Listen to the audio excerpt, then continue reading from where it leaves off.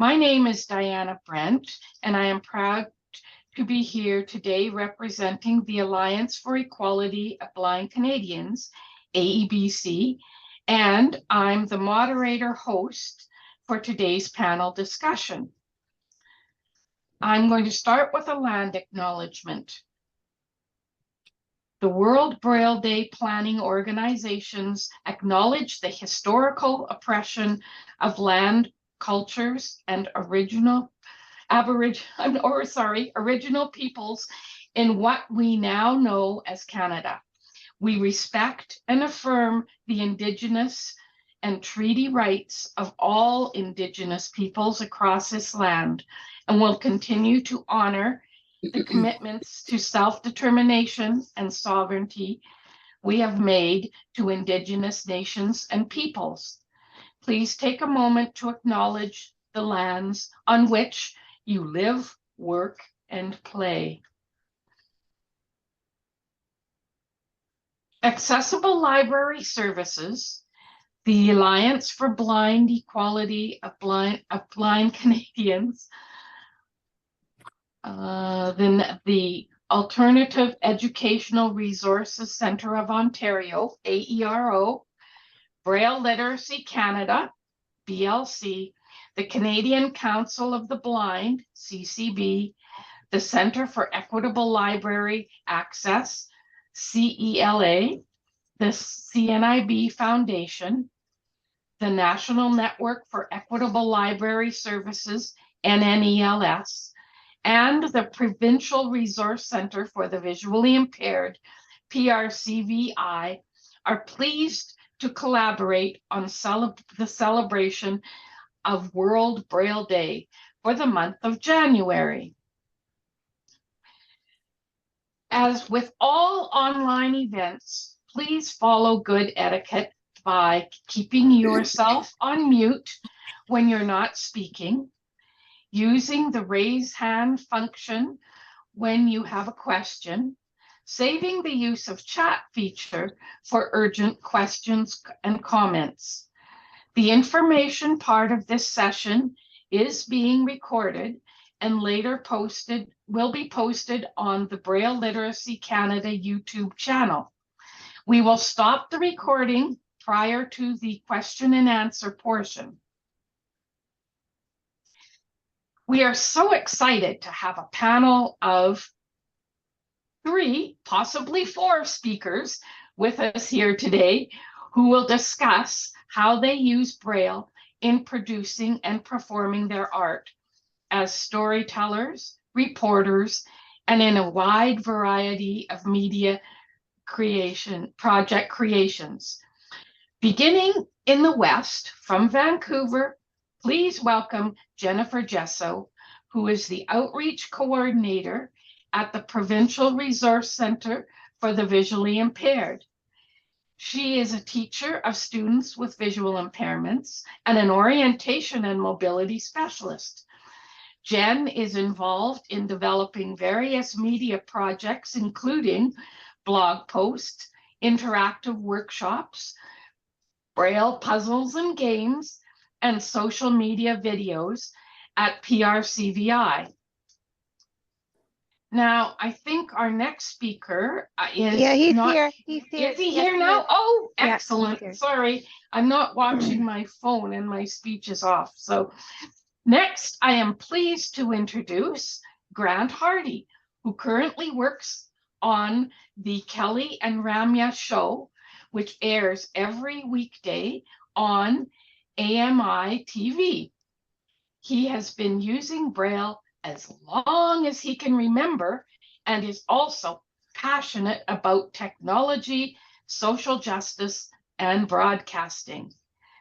Don't be surprised to find him in the audience at a stand-up comedy gig in Vancouver. Our third panelist is from our province over the Rockies.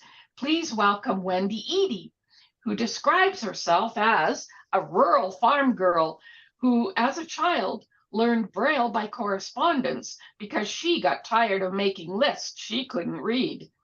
She continued to use Braille in her social work career and hobbies and is now enjoying retirement, telling stories and cruising for adventures with her recently acquired furry companion, Zoe, in her home city of Edmonton. From Ottawa, Kim Kilpatrick is no stranger to many of us here today. Her fingers found Braille at the age of 6, and they have been flying across those bumpy pages or on her Braille display ever since, reading and writing stories. Braille remains her passion and the foundation of her crafting of stories for her shows and all of the presentations and workshops she designs and leads. She also travels with her trusty friend Ginger, who often figures prominently in her tales. Now, to get this day started, I have a list of questions, and I'll begin with our gentleman panelist, but I'll provide plenty of opportunity for all of the panelists to weigh in throughout the discussion. So, Grant, can you tell us about your introduction to Braille? Was it at a special school in a mainstream setting or through correspondence like Wendy? In those early days, was it a positive or negative experience for you? While we're waiting, maybe, Kim, do you have any thoughts about your early Braille use? I suspect it was very positive for you, but any challenges? It was very positive for me because I come from a reading family and because my mom learned Braille when I did. And also, I just wanted to write stories and read stories. And so I was very, very motivated to learn and use Braille. So I don't think I had many challenges with learning Braille. I had good Braille teachers and I had good, I had definitely good support around me. So I don't feel that the actual learning of Braille was particularly hard for me, I would say. The challenge I had early on, of course, was um, getting enough content. Yeah. Like getting enough content that I wanted to read. So like that was my biggest frustration was my sighted friends would be reading things that I couldn't get access to, or like stuff like that. I think was more of a challenge to me than the actual Braille reading experience, I would say. Right. Wendy, where did you take your correspondence course? Do you remember? Oh, well, I just one day when I was in grade 5, somebody knocked on my classroom door and said that I should go to the office, which I wasn't a person that ever had to go to the office, so I was fairly surprised. But anyway, I went to the office and there was this teacher from the CNIB in Edmonton. We were about 2.5 hours away. And so she said she's going to teach me Braille. And honestly, I don't remember hearing anything about before that I was going to be learning Braille, but I was very pleased. It was Doris Gates, and she was driven by her driver. So we got in the car then and drove to my drove to our farm, which is like another 9 miles out of town. I don't think you could just put a school kid in a car with 2 total strangers anymore, but that's fine. This was 1964. So anyway, we went to the farm and she had the Braille series 1960 books. Ah, yes. So she showed me and I knew I could read print, except I couldn't. I could see all the letters. My mom had, when I was little, she had. I had an extremely powerful pair of reading glasses, and I needed a lot of light. So my mom sat me in the sun and drew huge letters for me to read. And so I actually knew how to read letters, but I couldn't see well enough really to do any proper reading. So anyway, Doris showed me how to use this book, and my mom was going to learn too. But in that book, I remember it so well because on the first page you learn A, B, C, D, E, and then they have sentences. And I can remember Dad had I guess it was when we got to G and H. It was Dad had a bad headache. But by that time, my mom had already given up, because at first she said to me, you should slow down. But like, I just couldn't think of any reason to slow down. I just wanted to learn it. And it was in 3 books. So I had finished the first book, I don't know, in like 3 days. And so then they had to call Doris, and she didn't really think we should be finished. But anyway, she eventually came back with the second book. And I think she just left the third book at the same time. Then she just thought, well, fine. This person's just going to learn Braille. Might as well just let her learn Braille. And I can remember having going to class, and the first day that I could write enough Braille on the slate and stylus, and we had social studies, and we were studying the St. Lawrence Seaway. And so I wrote like the words St. Lawrence Seaway at the top of the page in Braille. And I just felt so thrilled about that, to have actually gone to school, written something that I'm going to need to mark or label. I often hear people say what a terrible burden it is for children to learn Braille and whatever, but for me, it was just like absolute joy and liberation. I don't remember one miserable thought about it. Excellent. I think we might have Grant now. Hi, Do guys. you Can have you hear any me? comments? Yeah, we can hear you. Okay. Perfect. Man, isn't it amazing? We've gone through about 3 years of Zoom meetings, and someone always still has trouble joining and unmuting. I apologize for being late. I had a little trouble joining and trouble unmuting. So sorry for the negative first impression here, but super happy to be here. Yeah, I would like to say that I was exposed to Braille even pre-kindergarten through the CNIB, and someone like coming to our house to do an assessment on the family, because my brother and I were both born totally blind.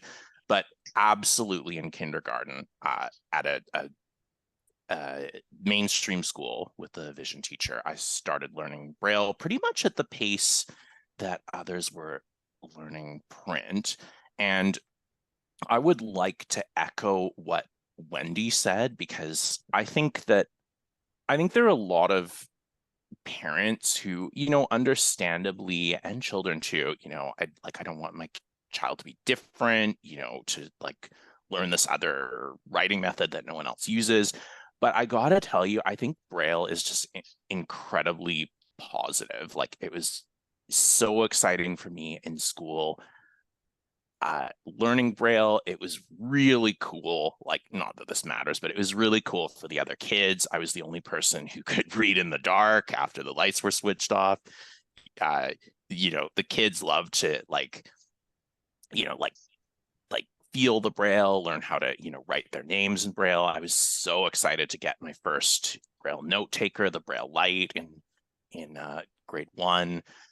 My mom also learned Braille, which, is not expected. No one expects their parent to have to do that, but she used to put, labels on like food and stuff for us, so we'd know what, we were pulling out of the fridge. I kind of grew up, I was in school in the 1990s and 2000s, and it was kind of the time when people were still a bit starved for reading, I think, in Braille, because, you'd have a kid series that had like 50 books, but maybe only 12 of them were in Braille, and you'd just be like eagerly anticipating, when's the next book coming out. But yeah, I always loved to read. I always felt cool reading Braille. Like, it was something that, like I said, people found interesting. And yeah, it's just benefited me hugely throughout school and academics and my personal life as well. Excellent. We haven't heard from Jen. Now, you learned Braille later, is that correct, Jen? Yeah, so I learned Braille actually in elementary school. I have low vision, and so I was a print user, but also learned Braille, I think, starting in about grade 2. But I did not, and I liked it. I thought it was cool to have a skill that nobody else had, but I did not fully embrace Braille as something I used sort of on a daily basis until sort of the end of high school, early college, university, when I was Basically, once I was no longer able to sit at a desk with a CCTV all day, I realized how useful Braille was. And that's when I got a Braille note taker, and I just started using it on a daily basis for about not everything, but probably 50% of what I do on a daily basis. Perfect. And that leads kind of nicely into this next question. So why don't I start with you? And if you tell us a bit about how you began using Braille in your particular creation of media, which there's a lot of, and yeah, start there. Yeah, so I do create a large variety of media. So through work, I work on things ranging from blog posts to more interactive sort of workshops and kind of teaching sessions to video production that ends up on social media. And I use a combination of print and Braille for all of those. So on the computer, I use Fusion is the software I tend to use the most, and that's a combination of Zoom text and JAWS. And I have a Braille display connected to my computer about 90% of the time. And often what I do actually is I turn off the speech, so I only have large print and Braille are sort of the two access methods I'm using at the computer. And that is really useful, especially in situations such as this, where I'm on Zoom or I'm in a meeting or doing something where I find it very challenging to listen to JAWS or a screen reader at the same time as listening to other people. So my preferred method is just to turn the speech off and not use that. And then when I'm away from my computer, that's where I tend to use Braille. So anything where I'm speaking in front of people, presenting, reading a script, anything like that, I will tend to use either a Braille display or embossed Braille. Perfect. What about you, Kim? Do you want to talk a little bit about how you use Braille in your storytelling or other pursuits? Because you have Sure. presentations and workshops. Yeah, so I do use Braille in presentations and workshops. I can't get along without it, and until Zoom calls and everything, I have my Braille display connected. But I would really like to talk about the content creation piece, because that is what this panel is about. So storytelling, it's one of the oldest art forms, and it is not reading. So it's not sitting down and reading your stories. Storytelling is an oral art form, which makes it very accessible for our community. But it means so when I'm on stage, when I'm performing my various shows or performing in schools, I don't read my stories. But in order to create my stories and learn my stories, or even other people's stories, because I've learned bits of Homer, like the Odyssey and the Iliad, for performances, and folk tales and other things too. But in order to do that, I use Braille extensively. So when I'm creating a piece, I always do it first on the computer so that I can edit easily with my Braille display connected. So I will have the speech on at first, and then sometimes I'll turn it off. The next stage of that, I find what I do then is I read it to myself and record it. So I've already created it, and I have a Braille display. I either have it standalone in a Braille display on a standalone Braille display. I have a Mantis, so I put it in its standalone editor, or I have it connected to a computer or phone, but with speech turned off, and I read it to myself, and then I listen back and I edit. So it's almost like going, because storytelling is such an oral form, I think I do need to hear my voice and hear my timing and hear how things sound. But then what I do then is I listen to it, and then I go back to Braille again to edit it. And then when it gets to a place where I think it's pretty done, especially if I'm rehearsing with other people, some shows I'm just by myself, it's a bit different, but some shows I have other people with me. If I'm in rehearsals with other people, I like to get someone, I don't have an imposter, I like to get someone to print me a hard copy version of my script, because I do find that hard copy Braille is much easier to flip through as opposed to one line of Braille when you're in a room full of people flipping through scripts. So I do that too. So I sort of use a combination of all of those methods, but I don't know how easy it would be for me to learn my material if I did not have Braille in those various ways that I use the Braille to memorize, to learn, to create, and then to read back so that I can then listen to it and then go back to my Braille again. So, yeah, so that, I guess that would be my process. And the same with folktale books or other things. When I get other material, I get it in Braille, either, downloaded into onto a display, and then I read it, I listen to myself and critique myself, and then, work from there. So I'm also doing another project right now quickly, which is collecting stories on a palliative care unit. So we're doing research into storytelling, the benefits of it in palliative care. And so phase one of the project, which is almost over now, I go into the palliative unit with my Braille display and I talk to people and I write down what they tell me. And then I go away and create a story, print it off, bring it back to them to critique if they're still alive and able to do so. Or else I'll email it to relatives to kind of critique them. So again, I use Braille because I'm going onto a unit, so I wouldn't want to carry a computer, so I use standalone Braille. I don't want speech on when they're talking to me, so I use Braille for that. And now we're into phase two, where we are now creating art out of the stuff that we've collected. I'm working with a visual artist, so I had to print off all my Braille into print for her to see the stories that I have. But when we work together, I've got my Braille stories with me because I don't want to have, again, I'm talking to her about visuals and we're talking about various things. I don't want to have speech yammering at me when I'm doing that. So sorry, a bit long-winded, but that's how I do it. Well, that's the purpose of this panel, so that's great. I think next I'm going to ask Grant, because he's working in a slightly different medium with the TV from AMI. So I'm wondering how you use Braille in your work, Grant. Sure. Well, I very briefly, I work on a show called Kelly and Rummy. It airs 11 to 1 Pacific weekdays on AMI TV, and we put out a podcast as well. And it's basically, you can think of it like a magazine, like a lifestyle magazine. So we talk to about everything from tech to events happening in the community, to news headlines.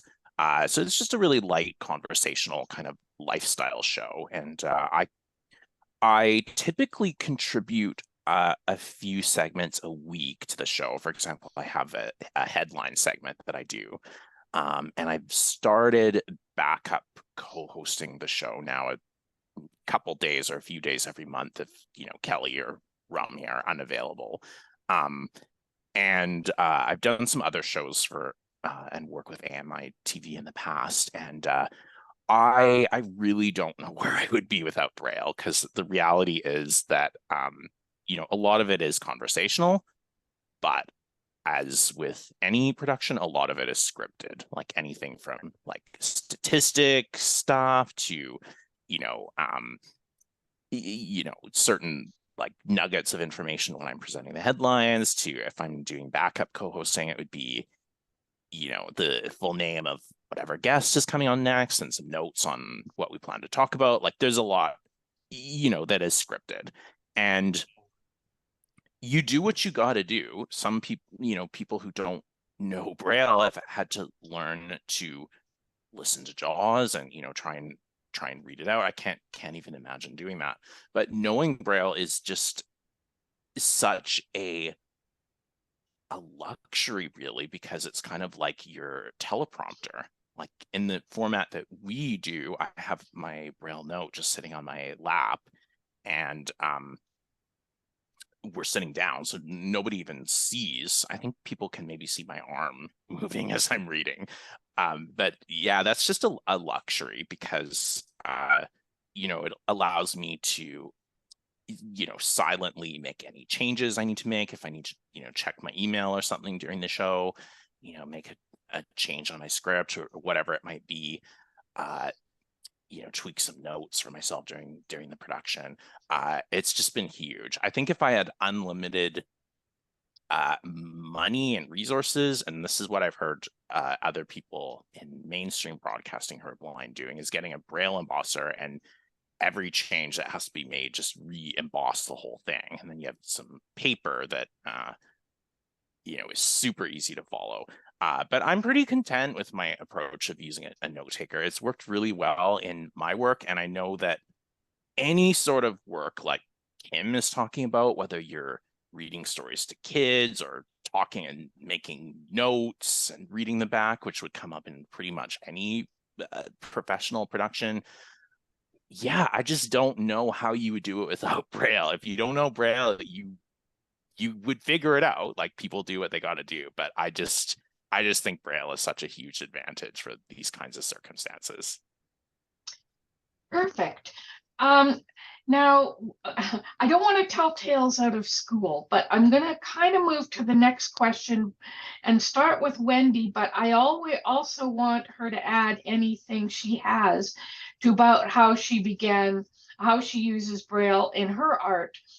But because I also want to combine that, and she and I are probably the only ones who were forced to use hard copy Braille because we didn't have technology. So I'm going to kind of make that flow into the next question, which is, when hard copy Braille was our only option for reading and writing, were you using Braille to create your stories or your art? And what were the benefits and challenges that posed? Are you comfortable with that, Wendy? Oh, sure. Yeah. Well, I like in my work, I did literally thousands of workshops. I just did workshops all the time. And I worked the last half of my career, I worked as a psychologist in Hope Studies. And I had this huge body of material that I could use or not use, depending whether I had 15 minutes or an hour or a day or 5 days, because that material could be used in many, many ways and for different audiences. And so I always carried around a lot of hard copy Braille. And I would just get it in order, even at, like you never know what you could get done between 9 and 10:30. It depended who might be there. So I'd organize some papers for 9 to 10:30, but then I'd organize some more papers for 10:30 to 12. It was, I just did really a lot of everything with hard copy. And I actually didn't get a digital Braille display until a year and a half ago, which is very surprising to me. I always thought I would, but then I didn't know if I really wanted to just read one line at a time, and I didn't know if I wanted to spend several $1,000s. And so I never really bothered. And I'm really good with a slate and stylus.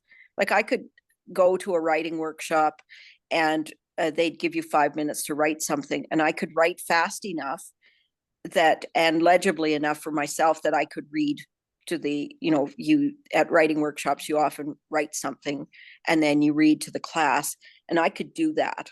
So I could manage all of that.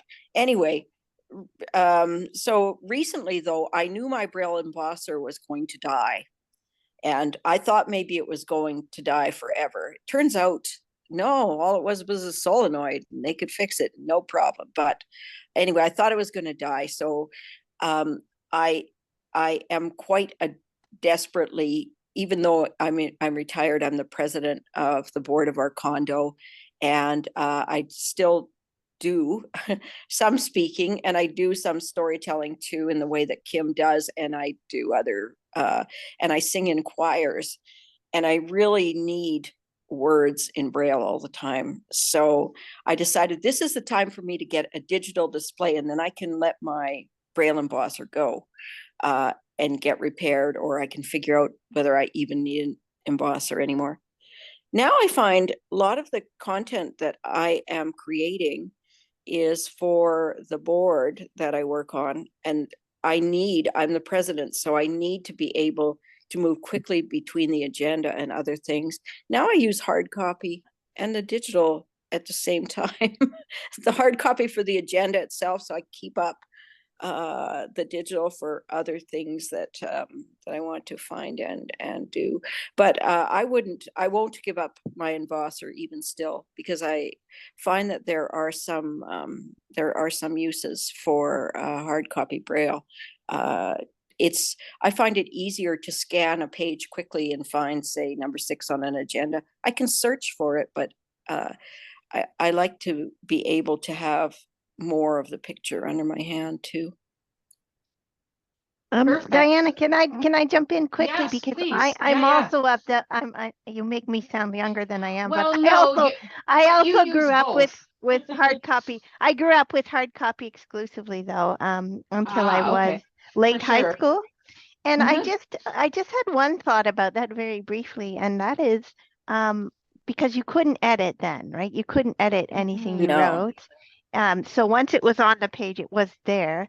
So a lot of stuff I would think up in my head before I wrote it down and try to really get it as closer to, not that any of those stories at the time were ever perfect, but try to get it a little closer, like a poem or a story or something where that I could do, or else I would take the slate and stylus like Wendy, and I would use just scrap paper to make versions of something. And then once I got it where I thought I might like it, I'd use a Perkins and, really Braille it on a harder Braille.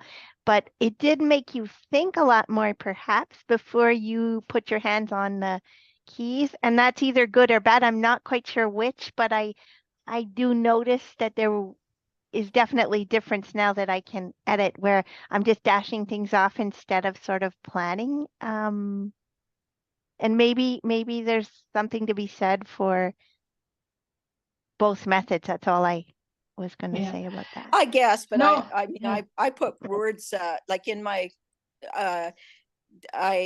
in at church, for example, the bulletin comes to me by Microsoft Word, and it's already got all the hymn words in it, so all that is there. Then I have the choir anthems that I put in there, but now that I have a digital thing, now in all the choir words, I write stuff for myself like shh and slow down, all the stuff that people used to write with their pencil on stuff.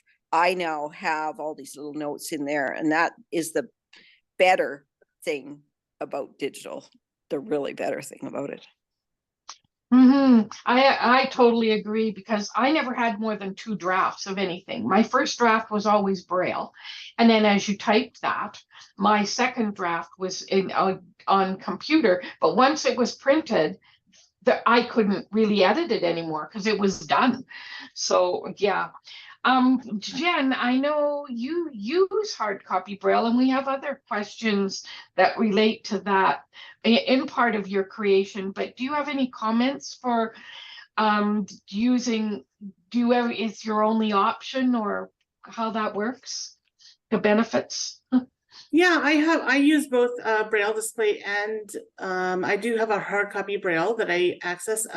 We have a process when we're working on particularly social media videos at work where we work on the scripts as a group and we edit those scripts as a group. And we currently are trying to aim for short form videos, so the scripts have to fit into a minute.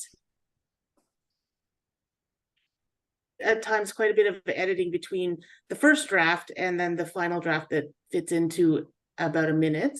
And so when we're doing that editing process, we're reading the scripts to each other and editing and trying to get it down to a minute and changing some of the wording, because as I'm sure everybody on this panel knows, that when you write something and then when you say it, sometimes it doesn't come out quite as smoothly, or you're stumbling across words.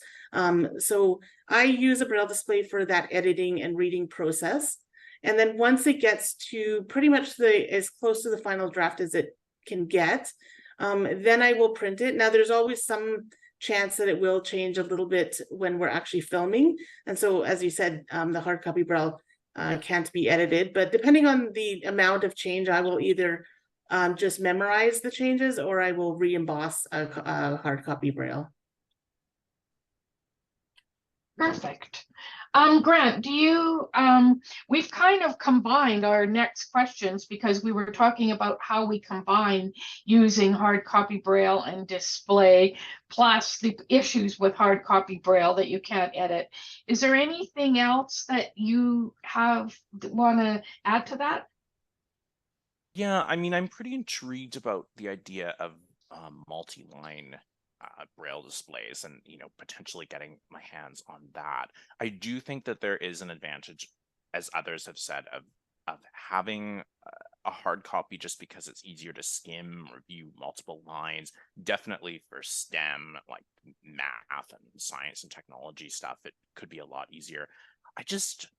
I don't know that I would particularly have the patience to use a heavy, like noisy Perkins or a slate and stylus and try and emboss stuff on hard copy, knowing that the slightest mistake or change I would not be able to edit out. That's a challenge. That's all I can say about that. So I think that Braille displays do have just so many advantages, and if I had the resources to have an embosser, I would probably emboss a lot, even the slightest change, just re-emboss it. But yeah, it feels a little a lot of energy to use a Perkins for everything. Well, and Grant, you wouldn't want to assume that I wrote out every single letter on the slate and stylus. I left out almost all vowels. Like nobody else could ever read my Braille. I have been creating content for myself to read ever since I was 10, and I did not create much content for anybody else to read in Braille. Lots for people to read in print, but not in Braille. Hey, I do admire the patience and perseverance that it would take to do that. I could never really make heads or tails of a slate and stylus. I know it is super useful for people who like have the talent and the patience to get it right. I always just found it incredibly difficult to jot down my thoughts. But maybe that's just me being a spoiled, born in Well, the it's the only 1990s thing I and had. Yeah. Yeah, I didn't have anything else. So nobody, I didn't actually get a Perkins. They didn't, they didn't provide a Perkins. I didn't know that Perkins existed until a couple of years after I'd learned Braille, and I went to Jericho Hill. That's the first time I saw a Perkins. I didn't know that we had any choice but slate and stylus. Right. That's a great way to have to learn it. Yep, it is. Yeah. So, and we've talked a little bit about this, about people using embossers, and Kim says she borrows one when she needs it, and Jen has one at work, and Grant, you at this time don't have access, right? I do not. I would love to, No. but yeah, don't have the resources right now. Do you know? And how would that change how you do things, do you think? Well, I have heard of other blind people in mainstream broadcasts doing this, and I think what I would do is I would emboss whatever scripts or notes I needed. And if I had to make a change and I had time, I would make the change and re-emboss it. And I do get the sense it would be easier to kind of skim read, get like more of an idea of like, I don't know, like where you are in your segment, how much is left, just sort of those things that are easy to see on paper. Yeah, I think that's the approach I might take. Yeah, no, that makes perfect. But there's sense. disadvantage to that too. You wouldn't be able to do a text search like you can on the Braille display. So, maybe I would find that wouldn't work for me as well. Well, it speaks to until you try something and make it, see if it'll fit in what you do. One is never quite sure how that's going to work. Which we've kind of talked about displays, and I'm skipping around in the questions because of the way things have come up here.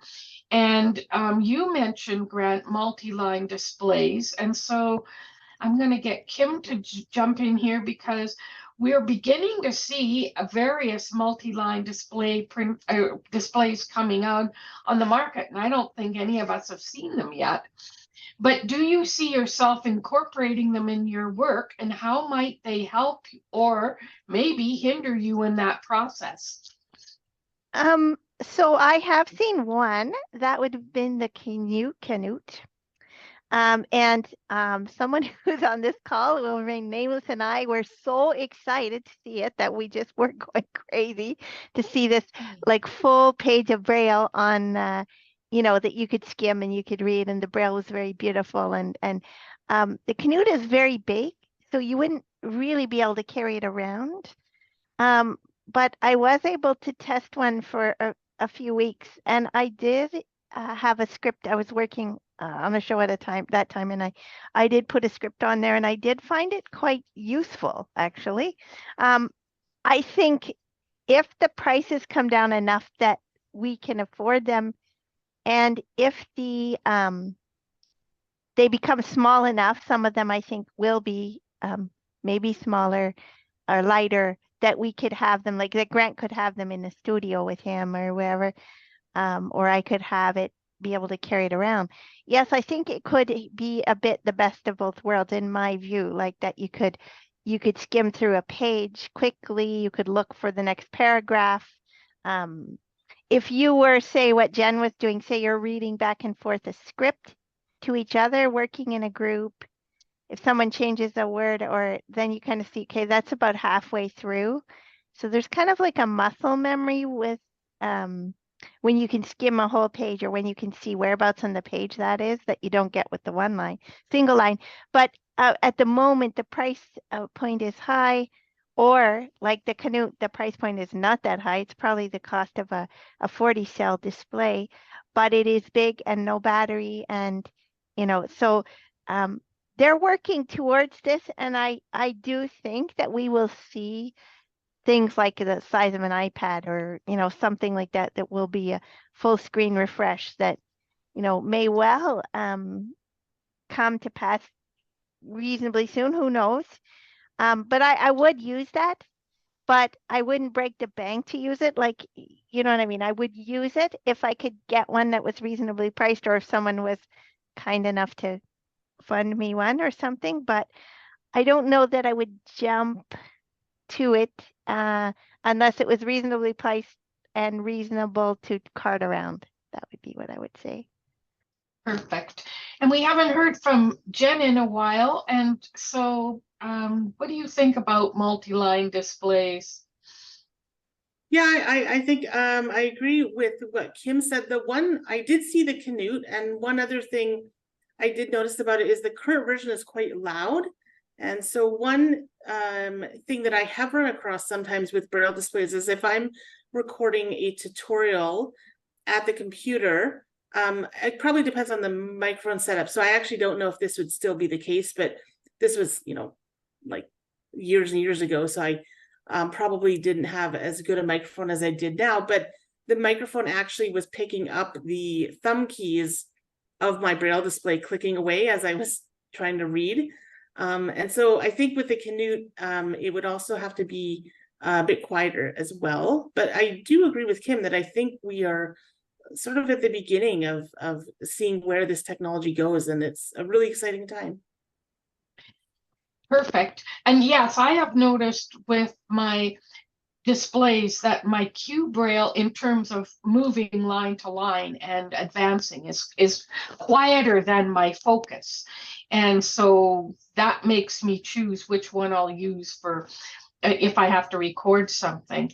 Wendy or Grant, do you have anything else to add about multi-line displays? Yeah, I just wanted to mention that I certainly don't know that I would break the bank for it either, but I think it could be very useful for me. But where I do think it would be useful is for STEM, science, technology, engineering, and math, where when I was in school, you know, like in the mid 2000s, early 2000s, blind people were really starved for STEM. And oftentimes the peers that I knew had very limited opportunity and very limited achievement in science and math, not due to lack of intelligence, but just due to lack of opportunity. And I think we're getting to the point where we are going to need that for pretty much any job or education that you want to get into. And I think that someone really needs to come up with kind of a genius method for teaching and representing math. I know that on, for example, the Braille Note now you can write Nemeth or UEB math, but it's still just one line. So I could see those multi-line displays really helping to fill in some of the gaps that are left by current approaches like the Perkins. Perkins, I you agree. write a huge, equation all up, you make one mistake, and you pretty much just have to redo it unless you're confident enough to, be able to full cell it out or something and represent it in a different way. So, yeah. Yeah, I And the think other probably. Yes, Kim? Sorry, No, go the other thing that that Grant kind of reminded me of too is that when you can collaborate with others, and Jen talked about this, and there were times when I've worked on scripts with other people where someone edited, they were, say they were observing a rehearsal, they wrote down things for me, like you said this, it seemed to work really well, and then put it in a doc and send it back to me, right? Whereas with before, there wasn't really a way to share information between blind and sighted, which is kind of similar to what you were saying, Grant, about That's STEM. another big And disadvantage of STEM. and also, like in the past, back in the day, which I was terrible at math and science, but sometimes you wouldn't, and even music, like if we get into talking about music, Braille, I could not, when I studied music in university, I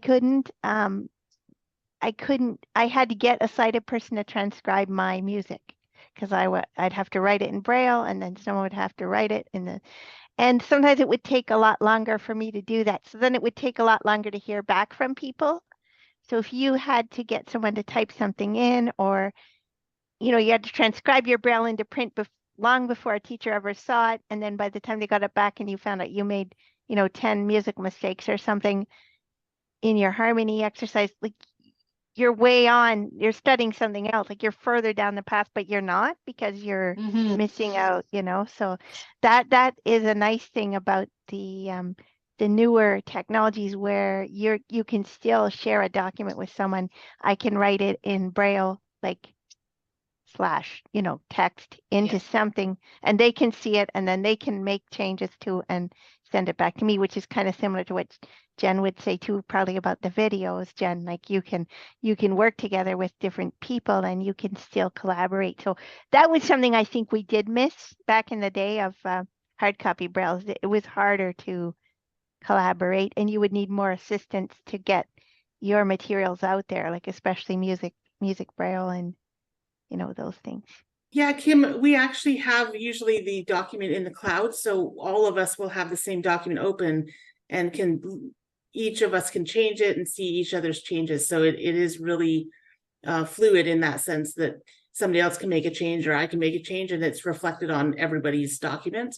And most of the people I'm working with are sighted. Some are also Braille users, so it doesn't really matter which way we're accessing it. It's just quite fluid in the way it's updated automatically across all devices. Yeah, I think that's where, and this boggles my mind, this whole idea of split Braille, which is where your lines can be split and you can have two different screens. It's like people seeing, sighted people having two screens open at once. And you could have the collaboration in one and the original text in the other and follow both of them. That just boggles my mind. But when you move that to multi-line displays, I think that's going to be huge. Confusing to me right now, but then I'm old. So we'll leave it there. Wendy, do you have anything to add? Otherwise, I'm going to move to... No, I don't think so. Okay, so I'm going to ask Jen this question first because I know she uses both print and Braille in her work. And as a dual user, what dictates when you might choose to use which medium or other?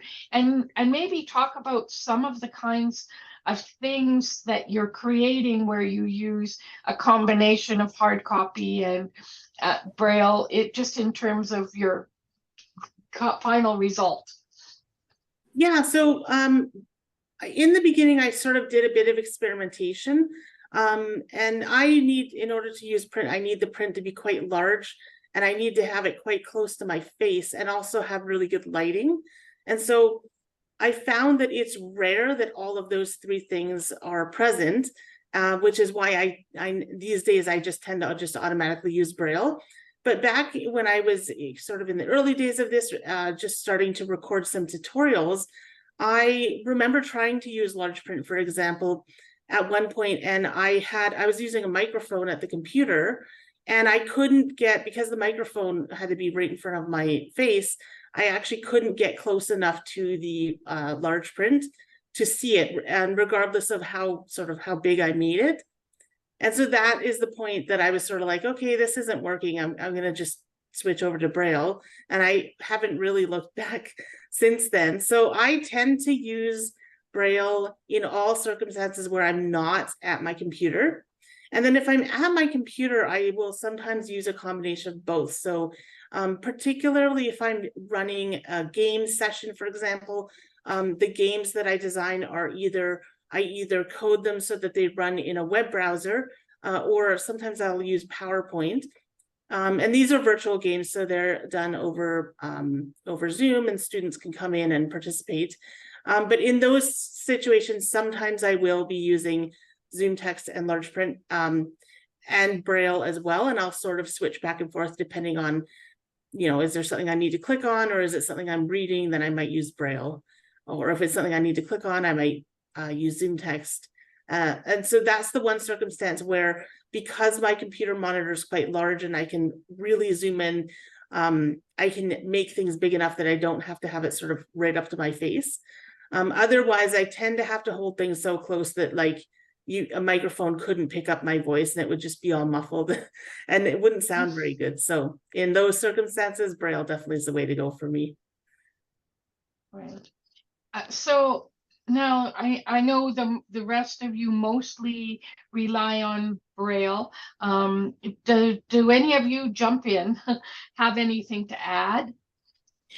Well, only the combination of Braille and speech, which isn't Braille and print, but is very much, for me anyway. I don't usually use any kind of Braille display with my computer. I've always just used speech because I didn't have a Braille display, and that works okay for me. I've always wondered what it would be like to be trying to read the display and use the keyboard on the computer at the same time, but everybody else does it, so I assume I could do that quite well too. And you just worked us perfectly into the next question. That's lovely, which is how we use all of these different mediums, like our speech screen readers and our computers and our Braille displays in our work. So I'm really glad you did that. Grant, do you have anything about how in your toolbox, the options that you use? Can you talk about when you use which? Yeah, surprisingly, for someone as Braille positive as I am, I actually do use quite a lot of speech, like just the computer with speech for like my emails and for updating our blog and stuff, and for even writing scripts. I actually very rarely use a Braille display with my computer, surprisingly. And I guess that's just due to portability, a little bit of like obsessiveness on my part about keeping the Braille display clean, like, because if you get those pins clogged up, it happened to me a lot as a kid, and then you're potentially without your display while it's getting a very costly repair. So I use quite a lot of speech. Also on my mobile device, my iPhone, I almost exclusively use speech. I use Braille screen input on my iPhone, where you can type in Braille right on the touchscreen, and that allows you, I think, to actually type quite a bit quicker than sighted people can type on their touchscreens. I may be wrong about that, but that's my impression, and that is seriously a crowd pleaser. That people find that really impressive. Yeah, so I guess the majority of time when I use the Braille display is for reading on air, and I use quite a lot of speech apart from that. Perfect. Kim, any thoughts?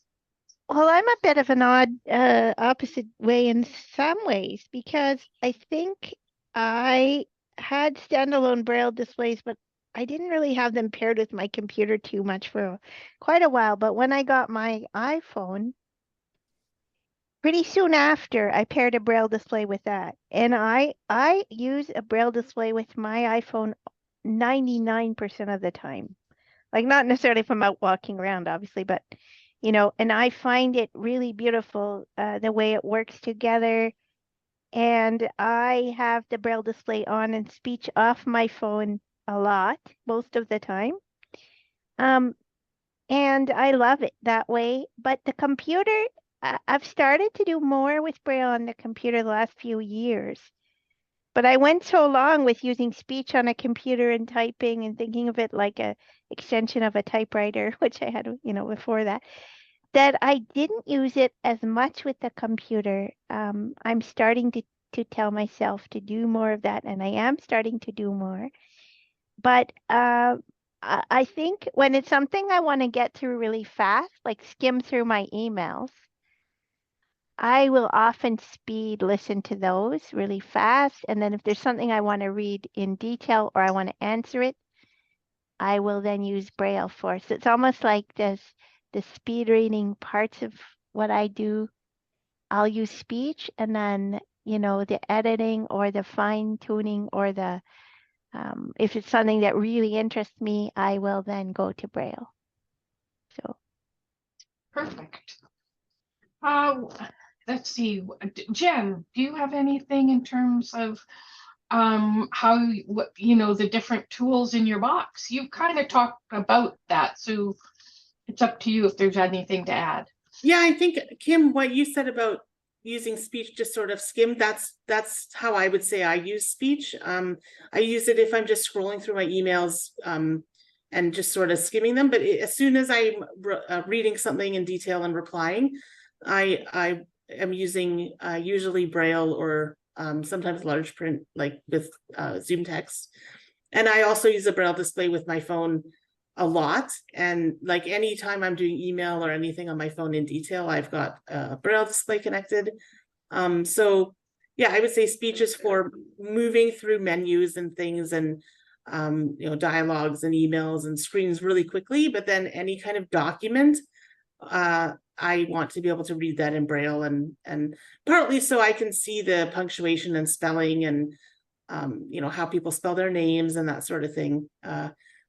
I have a hard time picking that up if I'm just listening to it. So. Perfect. Yeah, I tend to use now speech and Braille, or no speech on my computer or my phone, and even use the Braille keyboard, which means I never have to take my fingers off the display, which is handy. Wendy, do you have anything to add in terms of the different tools? I think you did mention, so. I did. I'm the person that started us into speech. You did. You brought us right in. So I think we're going to move to our last question, so that we have time for audience participation here. And we also, after this question, we'll have door prizes. So the question is, do you have any suggestions for blind or visually impaired artists who may want to transition to using more Braille in their work? And how might that help them creatively or in terms of efficiency? I'll see if anybody jumps in. If not, I'll pick people. Well, I think really the thing about using Braille for anything is to practice, to get good at it. Because Braille, it's big and it's awkward and whatever, but I think that basic Braille skills, if you can get them up and running fast enough, then Braille is going to be convenient for you to use in practical things, in art things. If you can get so that you can read fast enough so that you can read out loud at a reasonable pace, and then you're going to be able to make Braille work for you in lots of contexts. Totally agree. Does anyone else have something they want to add in terms of helping people who are getting into Braille or thinking about how they may use Braille more in their work? Kim, I would just like to Yeah. say that if you are an artist already and you're losing vision and you're thinking about things that you can do to help with, to work still in your field of art, I would say if you're a visual artist, label elements of your trade in Braille, paints or whatever, so that you're reading a little bit of colors or certain things to do with your art. If you're a theater artist or a storyteller or a writer or a creator of content, reading your own work in Braille as you're learning Braille is probably, it'll be slow, but it's a good way of absorbing it. But it also means that you're familiar with it. So if you're starting to learn Braille and you say, oh, I wrote these stories for my grandchildren and I think I'm going to read them, I'm going to get them embossed, or I'm going to use a Braille display, or I'm going to find a way to read them. It's going to help you to become more fluid with your Braille. So I would say,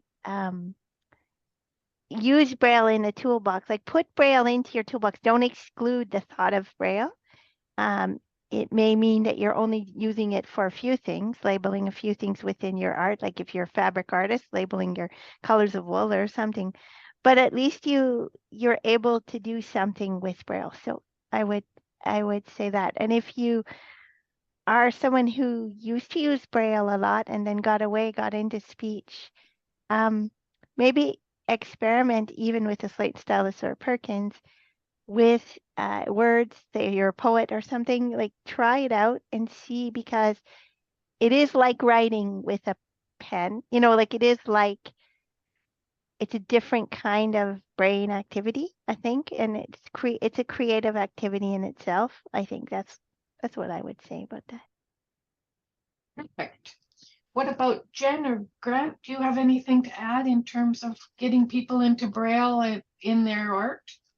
I think this panel has been a great illustration of how not one single tool works for everyone. So I agree with Kim, just to experiment, and like people on this panel have talked, some of prefer a Braille display, some prefer hard copies, some prefer a Perkins, embosser, slate and stylus. So there really is no one tool or technology that you need access to, but just try out what you do have access to, and see if it helps improve your process. Perfect. Yeah. Grant, you were going to say something. Yeah, I was going to say the same. Like, first of all, it should be fun / relaxing, the journey. Like, there's no Braille shaming, or, like, I can't believe you're not doing this with Braille. Like, that doesn't have to be a thing. It's only about what works for you at your own pace. And even if it doesn't end up working for you, that's totally fine. But yeah, I'd say depending on how serious one is about learning Braille, like on the one hand, there's just an introduction to tactile surfaces, like the quote unquote Braille watch, which is just a really slick way of telling the time. On the other end, there are like courses from Hadley, if you want to learn everything from contracted Braille to, I think, music Braille they have, and it's free and it's correspondence to the CNIB, might have resources to really get your hands on Braille, but again, I think it's really just a personal journey, and I know it's really hard for adults to learn Braille. I would say just go at your own pace, start small, figure out if it's working for you, and then if it is, you can expand beyond that to learning the complete Braille code.